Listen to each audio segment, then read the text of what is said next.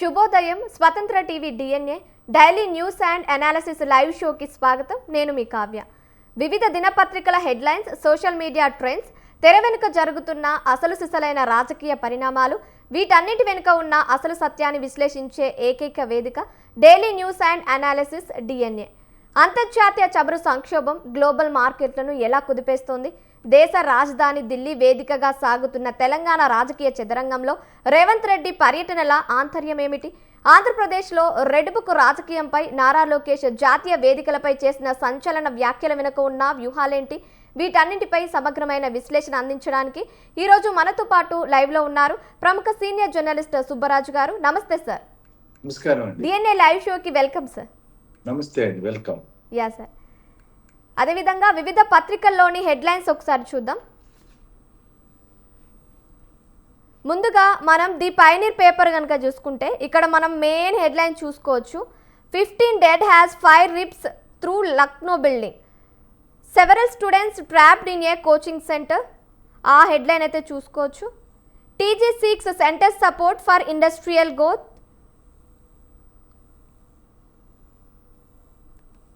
Revanth demands quick approval for key projects.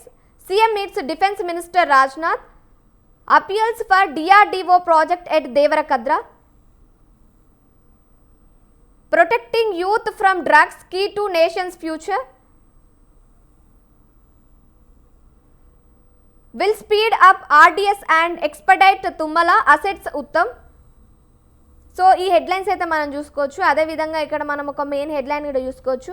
BIS rights jewellery store over hall marking violations, size 1.6 kg gold jewellery. Books dreams hardships, voices from CJP's Jantar Mantar protects on day 3. So ఈ headlines అయితే మనం the Pioneer పేపర్లో కనుక చూసుకోవచ్చు. ఇప్పుడు మనం వెలుగు పేపర్కి వెళ్ళిపోదాం.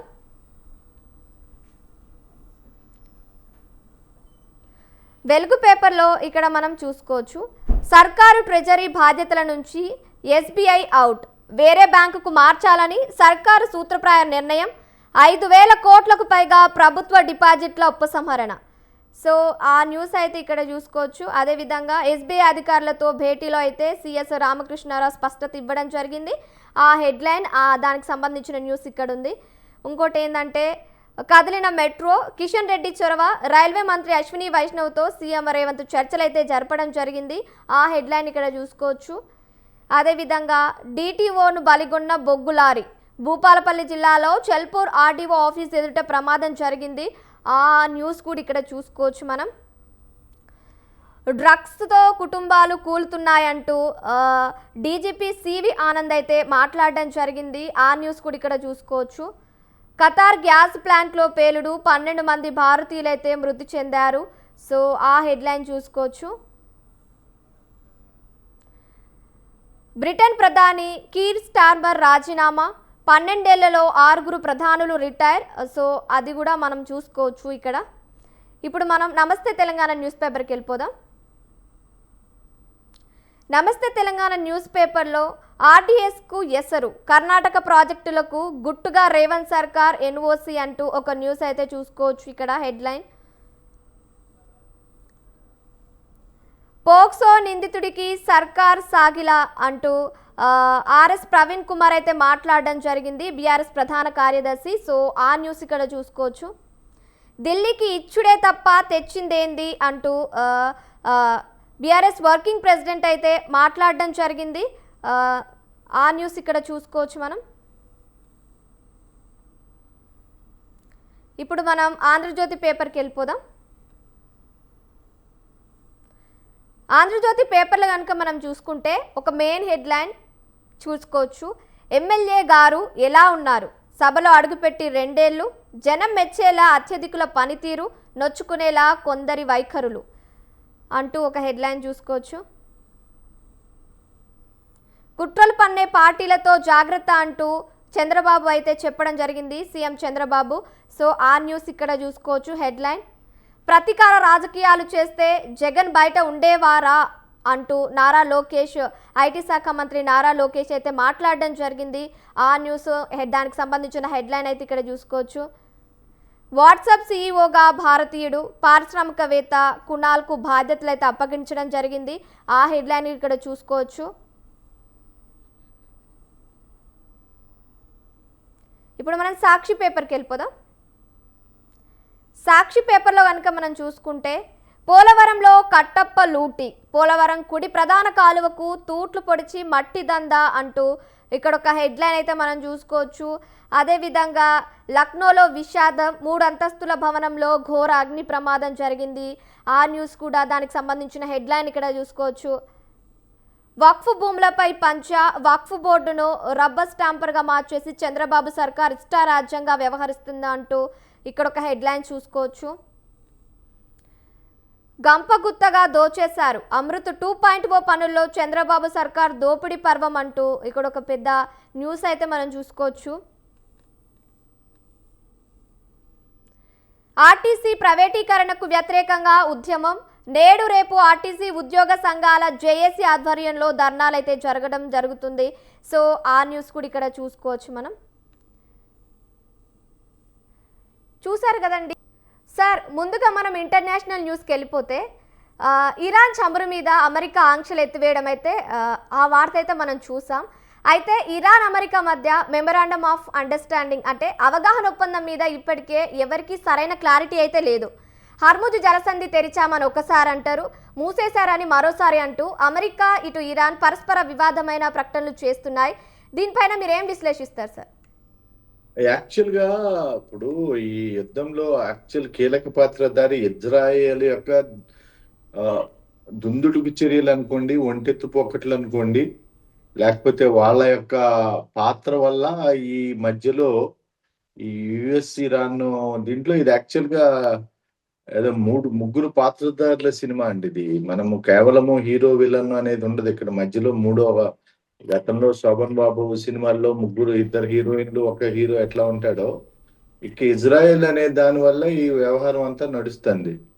సో దీనివల్ల ఏమవుతుంది, మాక్సిమము వీళ్ళు సర్దుమణిగినా కానీ మధ్యలో వాడికి ఇజ్రాయెల్కి ఏంటంటే ఒక విధమైనటువంటి తెలివితేటలు ముందు నుంచి కూడా గతం నుంచి కూడా అది అలాగే వ్యవహరిస్తూ ఉంది. ఎట్లాగంటే వీళ్ళు ఒప్పందాల్లో నిబంధనలు ఏం పెట్టుకుంటారో అవన్నిటిని పక్కన పెట్టేసి వాళ్ళు లెబనాన్ మీద ఆ బీరూట్ మీద దాడులు చేస్తూ ఉంటారు. అంటే యాక్చువల్గా ఒప్పందం ఎవరి మధ్య జరిగింది, అమెరికా ఇరాన్ మధ్య. కానీ యాక్చువల్గా దీని ప్రయోజనం పొందేది ఎవరు, ఇజ్రాయెల్లో ఒక పక్కన వాళ్ళు పని చేసేస్తూనే ఇరాన్ చేతులు కట్టుకుని కూర్చోవాలని చెప్తా ఉంటారు. అది ఎట్లా సాధ్యం అవుతుంది అంటే, మీ పక్కనే మీ నైబర్ మీ ఇంటికి నిప్పంటేస్తూ దాన్ని మాట్లాడకూడదంటే అది సాధ్యం కాదు. అందుకని ఈ గొడవలో దీన్ని ఒప్పందంలో అవగాహన ఒప్పందమే, ఇది ఏమి అగ్రిమెంట్ కాదంటే ఏంటి, ఒక ఒప్పందం కాదు, అవగాహన. ఒకళ్ళ యొక్క పరిస్థితులు ఇంకొకళ్ళు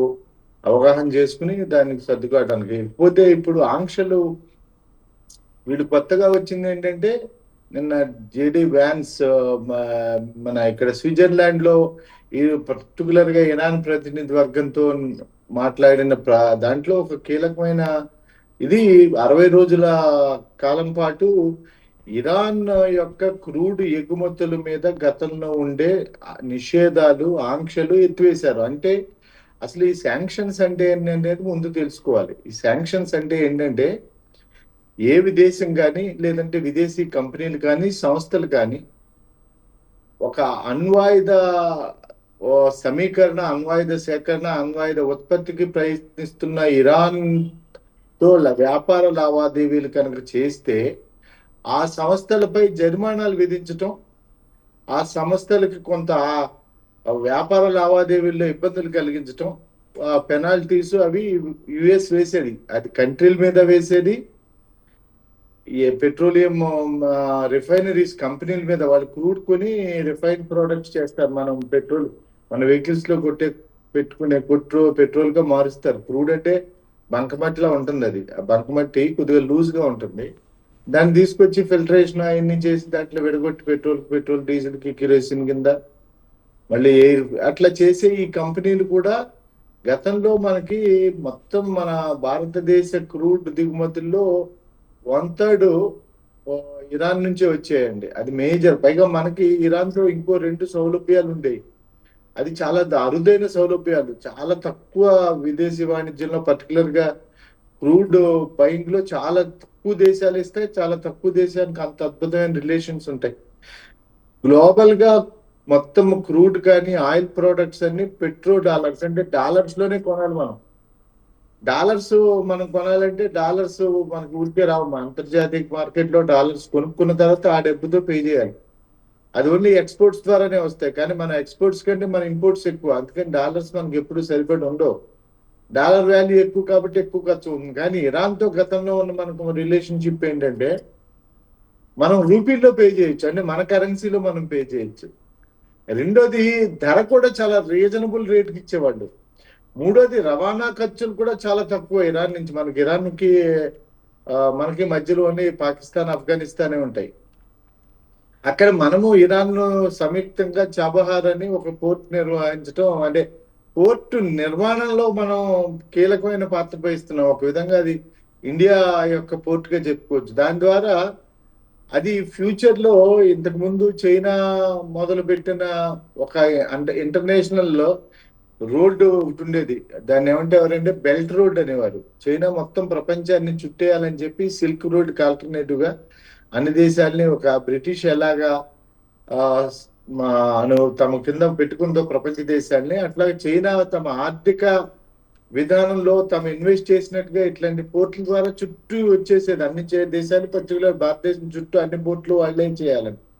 దానికి మనం ఏం చేసామంటే మౌలికంగా చబార్ పోర్ట్ డెవలప్ చేస్తున్నాం. కానీ ఇరాన్ యుద్ధం ఇట్ల వల్ల ఆ పోర్ట్ డెవలప్మెంట్ కూడా స్లో అయిపోయింది. ఇప్పుడు ఈ ఆంక్షలు 60 రోజుల పాటు ఆంక్షలు తాత్కాలిక ఉపశమనం, కానీ ఇది కొనసాగితే భారతదేశానికి ఆర్థిక ఇంధన ఖర్చులు తగ్గటం, మన రూపాయి కాస్త కొద్దిగా స్థిరపడటం, అట్లాగే మన యొక్క ఇతర ఆర్థిక రంగం కూడా అభివృద్ధి చెందే అవకాశాలు మెరుగుపడతాయి. అదేవిధంగా సార్, మనం ఈ న్యూస్ చూసుకున్నట్టయితే ఢిల్లీ రిపబ్లిక్ టీవీ కాన్క్లేవ్లో మేము ప్రతీకార రాజకీయాలు చేస్తే జగన్ బయట ఉండేవాడా అని లోకేష్ అయితే మాట్లాడడం జరిగింది. ఎన్నికల సమయంలో జగన్ని జైలుకు పంపిస్తామంటూ ఘాటుగా వ్యాఖ్యలు చేసిన తెలుగుదేశం పార్టీ నాయకులు ఇప్పుడైతే జగన్ పట్ల సాఫ్ట్గా వ్యవహరిస్తున్నారంటారా, లేకపోతే ఇది మనం రాజకీయ వ్యూహంగా చెప్పగలరా? మనం ఏ విధంగా తీసుకోగలం దీన్ని? ఎవరు మేము కక్షపూరితంగా చేస్తున్నాము, లేకపోతే రెడ్ బుక్ రాజ్యాంగాన్ని అమలు చేస్తున్నాము అని ఎవరు ఏ కాంక్లేవ్ మీడియా, అప్పుడు మనం మీడియాలో ఉన్నాం కాబట్టి మనకు తెలుసు ఎంత గట్టిగా బల్లగుద్ది వాదిస్తారంటే, వాళ్ళు ఓపెన్ గా తప్పు చేసినా ఏది చేసినా సరే వాళ్ళ వాయిస్ మారిపోద్ది, వాళ్ళ బాడీ లాంగ్వేజ్ మారిపోద్ది. ఆ బాడీ లాంగ్వేజ్ లో అసలు చూసే వాళ్ళకి ఎంత అనుమానం వస్తుందేమో, ఇంత గట్టిగా మాట్లాడుతున్నాడు, ఇంత గట్టిగా మాట్లాడుతున్నాడు కాబట్టి దీంట్లో నిజం ఉందేమో అనే భ్రమకి గురయ్యే స్థాయిలో మామూలు కంటే ఎక్కువగా మాట్లాడతారు, ఎక్కువ గట్టిగా కూడా మాట్లాడతారు. అది వాళ్ళ యొక్క పొలిటికల్ యాక్టింగ్ స్కిల్స్, దాంట్లో పరిణతి చెందుతారు. అది వ్యక్తిగతంగా లోకేష్ తెలుగుదేశం పార్టీనో అనేదేం కాదు. కానీ రిపబ్లిక్ టీవీ ఎవరి టీవీ, ఎందుకు టీవీ, ఎలాంటి టీవీ అనేది దేశంలో టీవీ మీడియా రంగంలో ఉన్న వాళ్ళందరికీ తెలుసు. ఆ వేదిక మీద నుంచి ఆయన క్వశ్చన్ వేయటం మామూలుగానే అది తన పార్టీలో వేశాడు. ఈయన చెప్పిన సమాధానం కూడా స్క్రిప్టెడ్ సమాధానమే. ఇదంతా అంటే స్క్రిప్ట్ ముందు పెట్టుకోకపోయినా ఆ క్వశ్చన్స్ కి అట్లాంటి ఆన్సరే వస్తుంది. కానీ అనుబంధ ప్రశ్నలు, ఉప ప్రశ్నల ద్వారా మాత్రమే నిజాన్ని రాబట్టగలుగుతాం. ఈ అనుబంధ ఉప ప్రశ్నలు వేయకినంత కాలం ఆయన అసలు మేము శాంతి యోధులము, మేము అసలు ఏమి అయితే అంటే ఇక్కడ ఇంకోటి ఉంది. అసలు మేమే కక్షపూర్తిగా చేస్తే జగన్ బయట ఉండేవాడా అంటే, ఒకవేళ జగన్ నిజంగా తప్పు చేస్తే ఆయనని వీళ్ళు కావాలనే కాపాడుతున్నారా? వీళ్ళ మధ్యలో అంతర్గతమైన ఏమన్నా ఒప్పందాలు, రాజీలు ఏమన్నా ఉన్నాయా? లేకపోతే వీళ్ళు అంత సాధు జంతువులా, లేకపోతే మనం వీళ్ళ గౌతమ్ బుద్ధ శిష్యులా? సో అది ఏంటంటే, అంటే ఇన్ కేస్ జగన్ తప్పు చేస్తే అతన్ని వదిలేయడం కూడా తప్పే కదా. కక్షపూరితంగా కాకపోయినా ఒక విధమైన కుట్రలోనో వ్యూహంలో భాగంగా మనం నేను నా తప్పు నువ్వు వదిలేదు, నీ తప్పు నేను అన్న ఒప్పందాలు జరిగినాయి తెర వెనక. సో ఇవన్నీ దానికి. ఇకపోతే జగన్ వాళ్ళ ఈ మధ్య దీని గురించి నానా అందరికీ అది చేస్తున్నారు. కానీ ఆంధ్రప్రదేశ్ రాష్ట్రంలో శాంతి భద్రత పరిస్థితులు ఏమాత్రం బాగలేవన్నది గత కొంతకాలం నుంచి మీరు చూస్తా ఉంటే ప్రతిపక్ష నేతల ఇళ్ల మీదకి ఓపెన్ గా ప్రజలు పట్టబగలే లైవ్ లో వస్తున్నప్పుడే వీడియోలు పోలీసులు అక్కడే ఉండగా ఒకరు కాదా నెల్లూరులో జరిగిన Yeah, sir. దాడులు కానీ Yeah, అయితే అంబటి రాంబాబు మీద దాడి కానీ సాయి కృష్ణ అదేంటో తెలియదు, ఆ కేసు వివరాలు ఇంకా పూర్తిగా తెలియదు. పోలీస్ కస్టడీలోనే అతను మాయమవటం, అతను బూడిద అని వాళ్ళ తల్లి అడగటం, హెబియస్ కార్పస్ చేయటం, ఇప్పుడు దాని మీద చంద్రబాబు ఇంటికి వెళ్ళి తల్లితో మాట్లాడటం, తర్వాత okay. ఇంకో కుర్రాడు కూడా సెల్ఫీ వీడియోలో తనకు కారణం పోలీసుల వేధింపులని ఆత్మహత్య చేసుకోవడం, ఇవన్నీ చాలా తీవ్రమైన పరిస్థితిలో ఉంది ఆంధ్రప్రదేశ్ శాంతి భద్రతల పరిస్థితి. యా సార్, అటు ఏపీ సైడ్ అట్లుంటే ఇప్పుడు తెలంగాణ రాజకీయాలకు వస్తే రేవంత్ రెడ్డి ఢిల్లీ పర్యటనలపై 73 సార్లు వెళ్ళినా ఇచ్చుడే తప్ప తెచ్చుడు లేదని బీఆర్ఎస్ నాయకుడు కేటీఆర్ అయితే విమర్శించడం జరిగింది. తెలంగాణలో కాంగ్రెస్ ప్రభుత్వం ఏర్పడిన 30 నెలల్లో ముఖ్యమంత్రి రేవంత్ రెడ్డి 73 సార్లు ఢిల్లీకి వెళ్లడంపై మీరు ఏం విశ్లేషిస్తారు సార్? దీన్ని మనం ఏ విధంగా తీసుకోవచ్చు? యాక్చువల్ గా కాంగ్రెస్ ముఖ్యమంత్రులకి వచ్చిన ప్రధాన సమస్య దీంట్లో ఇదొకటండి. అంటే కాంగ్రెస్ ముఖ్యమంత్రులు ఏంటంటే ప్రాంతీయ పార్టీల అధినేతలకు ఒక సౌలభ్యం ఉంటుందండి. అదేంటంటే వాళ్ళే అధినేతలు, వాళ్ళ పైన బాస్లు ఎవరు ఉండరు, వాళ్ళు ఎవరికి సమాధానం చెప్పుకోని అవసరంలా.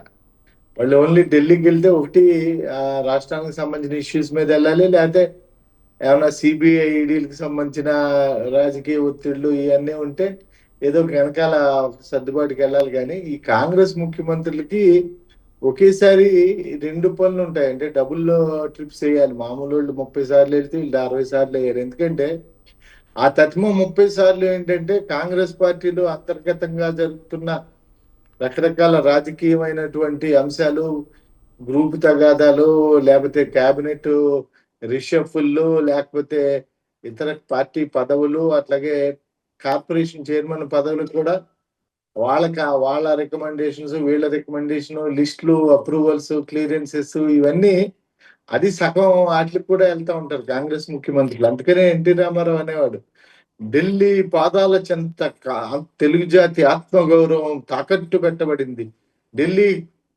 ఇది సింహాసనం ముందు మోకరిల్లుతున్న రాష్ట్ర నాయకులని అట్లా మాట్లాడేవాడు ఆయన.